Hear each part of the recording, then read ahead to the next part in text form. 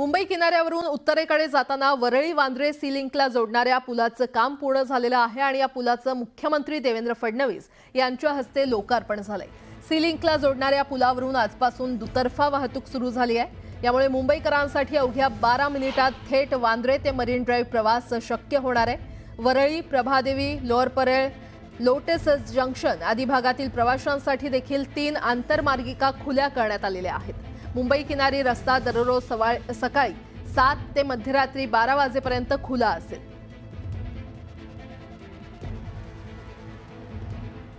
आणि या संदर्भात अधिक माहिती देत आहेत किंवा अधिक आढावा घेत आहेत आमच्या प्रतिनिधी सुस्मिता भदाणे पाटील आपल्यासोबत जोडल्या गेलेल्या आहेत। सुस्मिता, कोस्टल रोडच्या 5व्या टप्प्याचं लोकार्पण झालेलं आहे आणि आता मुंबईकरांसाठी हा रस्ता खुला झालेला आहे। कशा प्रकारे मुंबईकरांसाठी हा रस्ता उपयोगी पडेल?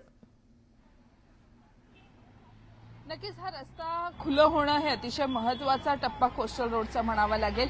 उत्तर आणि दक्षिण भागाला मुंबईच्या जोडण्याचं काम या मार्गिकांमधनं होणार आहे। सध्या आपण बघतोय की कोस्टल रोडच्या अगदी बाजूला या 2 मार्गिका खुल्या झालेल्या आहेत, ज्याने दादर प्रभादेवी परिसरामध्ये आपल्याला कनेक्टिव्हिटी मिळणार आहे।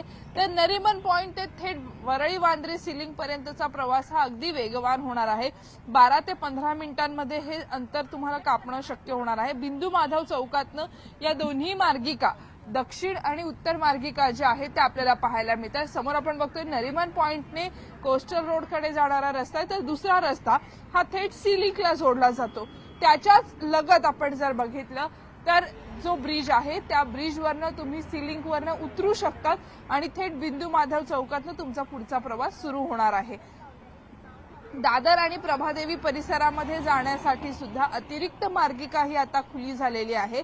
आणि आज सकाळच्या सत्रामध्ये अनेक नागरिक जे पहिल्यांदा 7 वाजता ही मार्गिका सुरू झाल्यानंतर प्रवास करत होते, अशा सर्व लोकांचं स्वागत सुद्धा इथल्या ट्रॅफिक विभागाने केलेले आहे। वरळी ट्रॅफिक पोलिसांकडनं इथे खास अनेकांना पुष्प देऊन त्यांचं स्वागत करण्यात आलेलं होतं। आज हा पहिला टप्पा सुरू झालेला आहे, ज्यामुळं खरं तर आपण बघितलं तर उत्तर आणि दक्षिण भागाला जोडलं जाणार। टप्प्याटप्प्यानं कोस्टल रोडचं काम हे पूर्ण करण्यात आलेलं होतं, ज्यामध्ये ग्रीन झोन सुद्धा तयार करण्यात आला होता।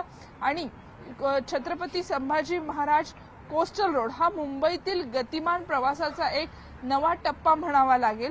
या संपूर्ण मार्गिकेमध्ये बो आर्च पद्धतीचा जो गर्डर टाकण्यात आलेला आहे, हा आर्च सुद्धा अतिशय सुंदर आहे आणि या आर्चच्या मदतीने साधारणपणे हा प्रवास शक्य झालेला आहे। समोर आपण बघतोय की सर्व लोक जे आहेत ते आज सकाळपासूनच कोस्टल रोडने प्रवास करत आहेत, सी लिंकने जोडलेल्या नवीन मार्गिकेचा वापर करत आहेत आणि सकाळी 7 ते रात्री 12 वाजेपर्यंत ही मार्गिका सर्वसामान्य मुंबईकरांसाठी मोफत सुरू असणार आहे।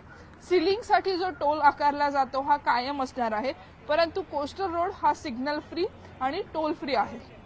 बरं सुस्मिता, धन्यवाद या संपूर्ण आढाव्यासाठी, या सविस्तर माहितीसाठी।